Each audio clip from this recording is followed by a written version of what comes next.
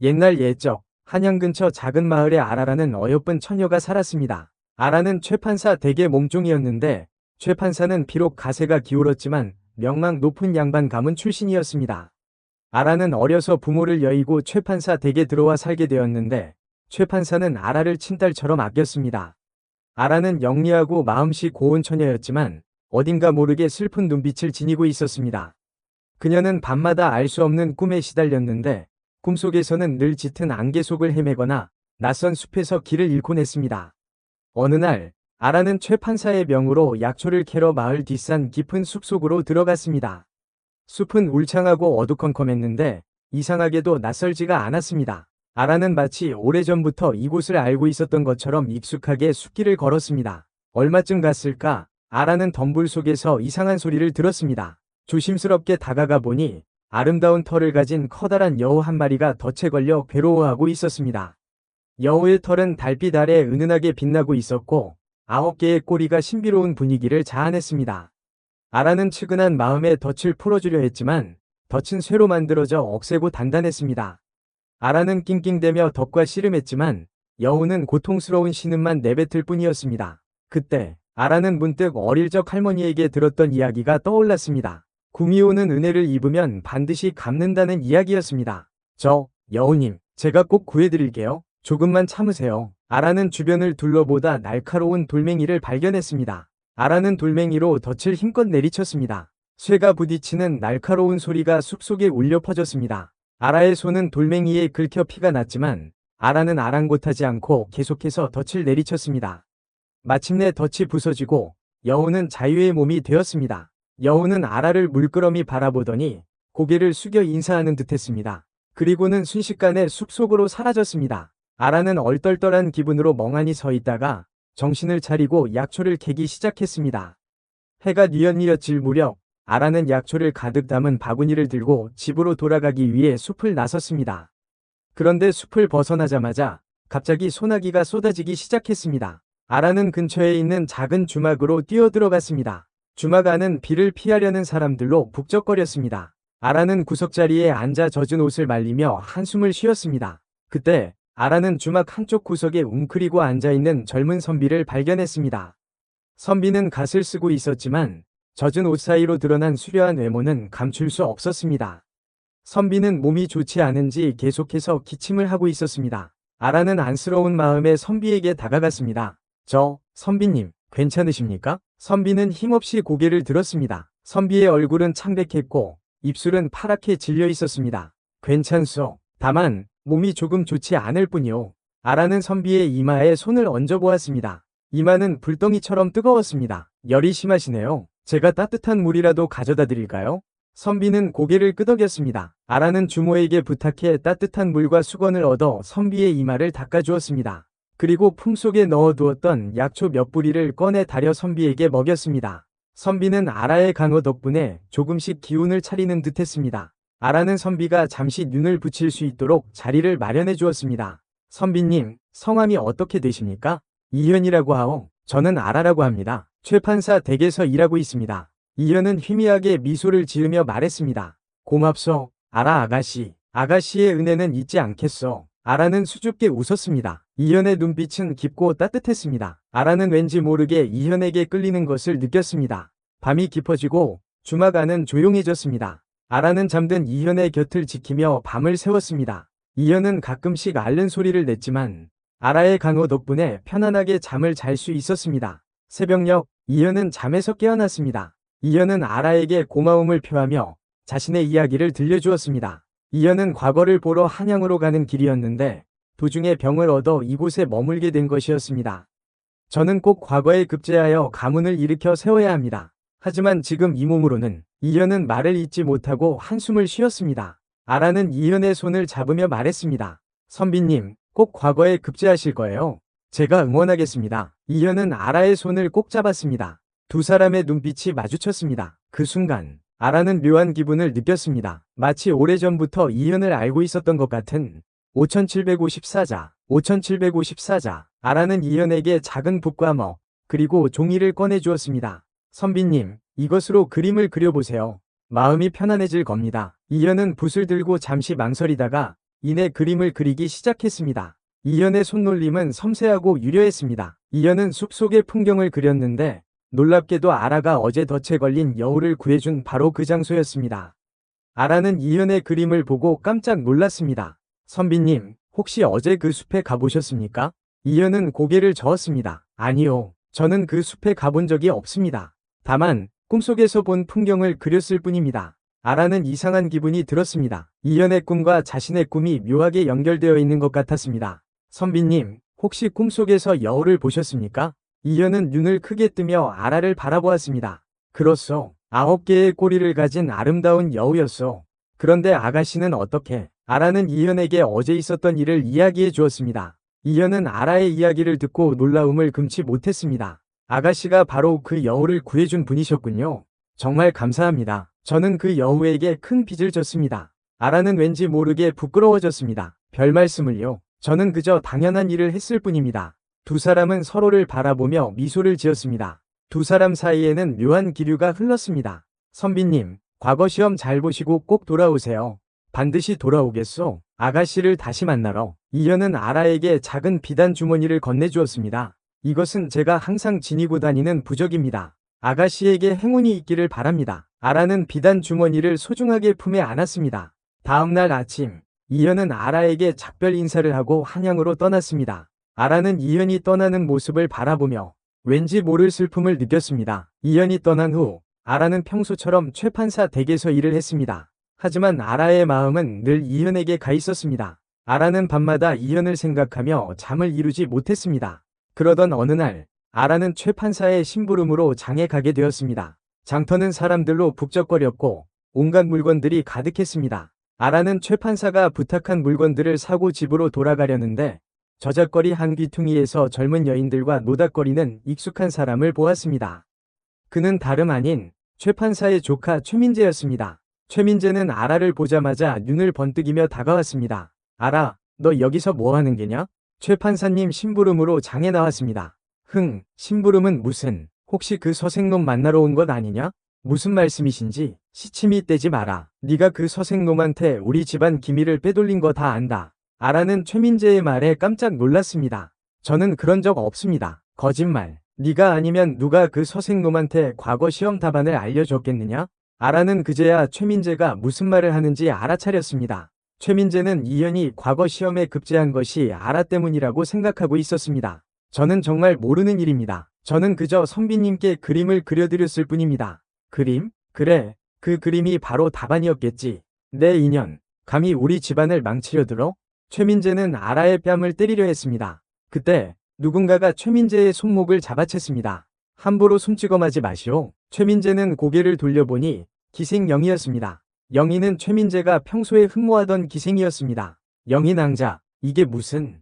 최 공자님, 이 아이는 제 친구입니다. 함부로 대하지 마세요. 친구라고? 기생 따위가 감히... 최 공자님, 체면을 지키십시오. 이 아이는 죄가 없습니다. 영희는 최민재를 노려보며 말했습니다. 최민재는 영희의 기세에 눌려 아무 말도 하지 못하고 물러섰습니다. 영희는 아라를 데리고 장터를 빠져나왔습니다. 아라야, 괜찮니? 네, 괜찮습니다. 고맙습니다. 영희 언니, 그 서생놈이 과거에 급제했다는 소식 들었어? 네, 들었습니다. 혹시 네가 도와준 거니? 아라는 고개를 끄덕였습니다. 사실은 아라는 영희에게 이현과의 만남과 꿈 이야기, 그리고 그림에 대한 이야기를 털어놓았습니다. 영희는 아라의 이야기를 듣고 놀라워했습니다. 정말 신기한 인연이구나. 그 서생놈, 보통 사람이 아닌 것 같아. 저도 그렇게 생각합니다. 아라야, 조심해야 해. 최민재 그자는 질투심이 많고 음흉한 놈이야. 너한테 무슨 짓을 할지 몰라. 알겠습니다. 언니, 조심하겠습니다. 아라는 영희의 충고에 고개를 끄덕였습니다. 아라는 불안한 마음을 감출 수 없었습니다.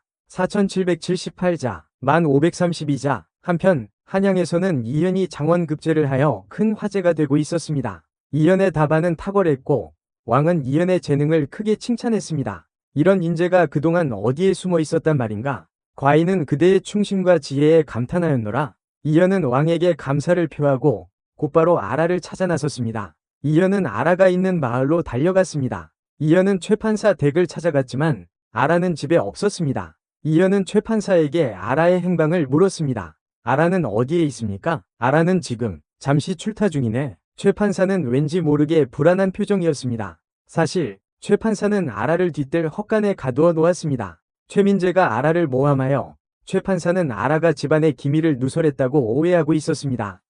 무슨 일이 있습니까? 아니네. 아무 일도 아니야. 그보다 자네가 아라를 찾는 이유가 무엇인가? 이현은 최 판사에게 그동안 있었던 일을 모두 이야기했습니다. 이현은 아라가 자신에게 베풀어준 은혜와 꿈 이야기, 그리고 그림에 대한 이야기를 털어놓았습니다. 최 판사는 이현의 이야기를 듣고 큰 충격을 받았습니다. 최 판사는 자신이 아라를 오해했다는 것을 깨달았습니다. 내가 큰 실수를 저질렀구나. 아라는 결백하네. 내가 아라를 헛간에 가두어 놓았네. 최 판사는 이현과 함께 헛간으로 달려갔습니다.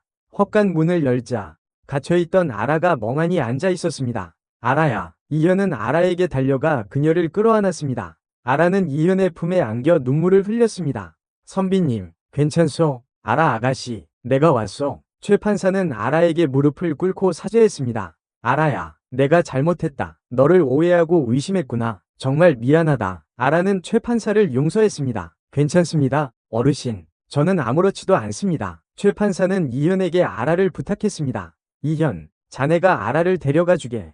아라는 자네와 함께 있어야 행복할 걸세.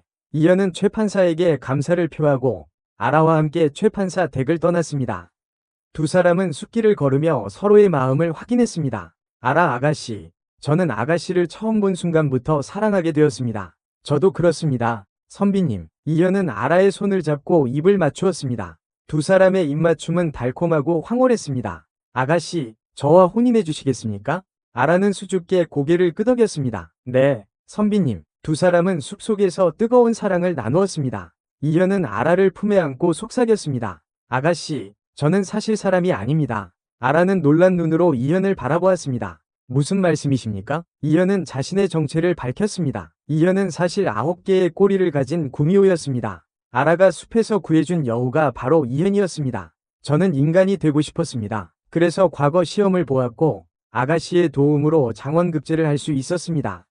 아라는 이현의 이야기를 듣고 두려워하지 않았습니다. 아라는 이미 이현을 사랑하고 있었고 이현의 정체가 무엇이든 상관없었습니다. 저는 선비님이 사람이든 구미호든 상관없습니다. 저는 그저 선비님을 사랑할 뿐입니다. 이현은 아라의 말에 감동했습니다. 고맙소, 아라 아가씨. 저는 아가씨를 영원히 사랑할 것입니다. 두 사람은 서로의 사랑을 확인하고 행복한 미래를 약속했습니다. 최민재는 뒤늦게 이현과 아라의 관계를 알고 분노했습니다. 최민재는 이현을 찾아가 결투를 신청했습니다. 이현, 이 비겁한 놈. 감히 내 여자를 가로채? 나는 아라 아가씨를 가로챈 적이 없어. 아라 아가씨는 나를 선택한 것이오. 닥쳐라. 너 같은 놈은 죽어야 마땅하다. 최민재는 칼을 뽑아 이현에게 달려들었습니다. 이현은 최민재의 공격을 피하며 그를 제압하려 했습니다. 최민재, 그만두시오. 나는 당신과 싸우고 싶지 않소. 시끄럽다. 죽어라. 최민재는 이현에게 칼을 휘둘렀습니다. 이현은 어쩔 수 없이 최민재와 싸워야 했습니다. 두 사람의 싸움은 격렬했습니다. 최민재는 검술 실력이 뛰어났지만 이현은 구미호의 힘을 가지고 있었습니다. 이현은 최민재를 제압하고 그의 칼을 빼앗았습니다. 최민재, 이제 그만 포기하시오. 나는 절대로 포기하지 않는다. 너를 죽이고 아라를 차지할 것이다. 최민재는 다시 이현에게 달려들었습니다. 이현은 어쩔 수 없이 최민재를 죽여야 했습니다. 이현은 최민재의 시신을 숲속에 묻고 아라에게 돌아갔습니다. 아라는 이현을 기다리고 있었습니다. 선비님, 무슨 일이 있었습니까? 이현은 아라에게 모든 것을 이야기했습니다. 아라는 슬퍼했지만 이현을 원망하지 않았습니다. 괜찮습니다, 선비님. 저는 선비님을 믿습니다. 두 사람은 서로를 위로하며 새로운 삶을 시작했습니다. 이현은 구미호의 힘을 이용하여 백성들을 돕고 아라는 이현의 곁에서 그를 지지했습니다. 두 사람은 오랫동안 행복하게 살았습니다. 5000자, 1532자, 세월이 흘러 이현과 아라는 늙고 병들어 죽음을 맞이하게 되었습니다. 두 사람은 죽는 순간까지 서로의 손을 꼭 잡고 있었습니다. 아라 아가씨, 사랑하오. 저도 사랑합니다, 선비님. 두 사람은 함께 눈을 감았습니다. 두 사람의 영혼은 하늘로 올라가 별이 되었습니다. 밤하늘에는 두 개의 별이 유난히 밝게 빛나고 있었습니다. 한편 이현이 장원급제할 수 있었던 것은 아라가 우연히 발견한 오래된 시 한 편 덕분이었습니다. 아라는 낡은 책들 사이에서 우연히 시가 적힌 종이를 발견했는데 그 시는 놀랍게도 과거 시험 문제와 관련된 내용을 담고 있었습니다. 아라는 이현에게 이 시를 건네주었고 이현은 시의 내용을 참고하여 답안을 작성했습니다. 이현의 답안은 다른 응시자들의 답안보다 훨씬 뛰어났고 결국 장원급제를 할 수 있었습니다. 최 판사는 자신이 아라에게 준 낡은 책들 속에 중요한 문서가 숨겨져 있었다는 사실을 뒤늦게 알게 되었습니다. 최 판사는 자신의 경솔함을 후회했지만 이미 때는 늦었습니다. 최 판사는 아라와 이현의 행복을 빌며 자신의 잘못을 반성했습니다. 최 판사는 남은 생을 가난하고 어려운 사람들을 도우며 살았습니다. 기생 영희는 이현과 아라의 사랑을 축복하며 두 사람의 행복을 빌었습니다. 영희는 훗날 재능 있는 젊은이를 후원하며 그들이 꿈을 이룰 수 있도록 도왔습니다. 최민재의 죽음은 마을 사람들에게 큰 충격을 주었습니다. 마을 사람들은 최민재의 악행을 알고 있었지만 누구도 감히 그에게 맞서지 못했습니다. 이현은 최민재를 죽인 죄책감에 시달렸지만 아라의 위로와 사랑 덕분에 다시 일어설 수 있었습니다. 이현과 아라는 자신들의 사랑 이야기를 마을 사람들에게 들려주었습니다. 마을 사람들은 두 사람의 이야기에 감동했고 두 사람의 사랑을 축복했습니다. 이현과 아라의 이야기는 오랜 세월 동안 사람들의 입에서 입으로 전해져 내려왔습니다. 두 사람의 사랑은 진정한 사랑의 의미를 깨닫게 해주는 아름다운 이야기로 영원히 기억될 것입니다. 그리고 그들의 사랑은 시대를 초월하여 많은 사람들에게 영감을 주었으며 진정한 사랑은 어떤 어려움도 극복할 수 있다는 것을 보여주었습니다. 이현과 아라는 서로에게 헌신하며 어려움 속에서도 서로를 지지하고 격려했습니다. 그들의 사랑은 단순한 감정을 넘어선 깊은 유대감과 신뢰를 바탕으로 한 것이었습니다. 그리고 그 사랑은 그들이 세상을 더 나은 곳으로 만드는 데 기여할 수 있게 해주는 원동력이 되었습니다. 2762자, 18294자, 이현과 아라의 이야기는 또한 인간과 자연, 그리고 초자연적인 존재 사이의 조화로운 관계를 보여줍니다. 이현은 구미호였지만 아라는 그의 본성을 두려워하지 않고 있는 그대로 받아들였습니다. 이러한 수용과 이해는 그들의 사랑을 더욱 특별하고 강하게 만들었습니다. 더 나아가 이 이야기는 용서와 구원의 메시지를 전달합니다. 최 판사는 처음에 아라를 오해하고 가혹하게 대했지만 자신의 잘못을 깨닫고 진심으로 뉘우쳤습니다. 아라는 최 판사를 용서했고 이는 최 판사가 자신의 삶을 변화시키고 더 나은 사람이 될 수 있는 계기가 되었습니다. 이현 역시 최민재를 죽인 죄책감에 시달렸지만 아라의 사랑과 이해 덕분에 과거의 상처를 극복하고 새로운 삶을 시작할 수 있었습니다. 이는 죄를 지은 사람이라도 진심으로 뉘우치고 변화하려 노력한다면 용서받고 구원받을 수 있다는 희망적인 메시지를 전달합니다. 이처럼 이현과 아라의 이야기는 단순한 사랑 이야기를 넘어 인간의 본성, 관계, 그리고 삶의 의미에 대한 깊은 성찰을 담고 있습니다. 이 이야기는 우리에게 진정한 사랑, 용서, 구원, 그리고 인간과 자연의 조화로운 관계에 대해 다시 한번 생각하게 합니다. 그리고 이현과 아라가 처음 만났던 주막은 그 후로 구미호 주막이라는 이름으로 불리게 되었습니다. 주막에는 이현이 아라에게 그려준 숲 그림이 걸려 있었고 사람들은 그 그림을 보며 두 사람의 아름다운 사랑 이야기를 떠올렸습니다. 주막 주인은 이현과 아라의 이야기를 손님들에게 들려주었고 주막은 곧 연인들의 성지가 되었습니다. 연인들은 구미호 주막에 와서 서로의 사랑을 맹세하고 이현과 아라처럼 영원한 사랑을 꿈꾸었습니다. 시간이 흘러 구미호 주막은 전설 속의 장소가 되었지만 이현과 아라의 사랑 이야기는 여전히 사람들의 마음속에 깊이 남아 있습니다. 그들의 이야기는 사랑의 힘, 용서의 중요성, 그리고 삶의 아름다움을 노래하며 영원히 이어질 것입니다. 그리고 아라가 이현에게 선물했던 부적은 대대로 가보로 전해지면서 어려운 사람들을 돕고 사랑을 이루어주는 신비한 힘을 발휘했다고 합니다. 그 부적은 단순한 물건이 아니라 두 사람의 진실한 사랑과 헌신, 그리고 선한 마음이 담긴 상징이었습니다. 마지막으로 이현과 아라의 이야기는 단순한 전설이 아니라 우리 모두의 마음속에 존재하는 사랑과 희망의 이야기입니다. 그들의 이야기는 우리에게 진정한 사랑은 어떤 어려움도 극복할 수 있으며 선한 마음은 결국 승리한다는 것을 보여줍니다.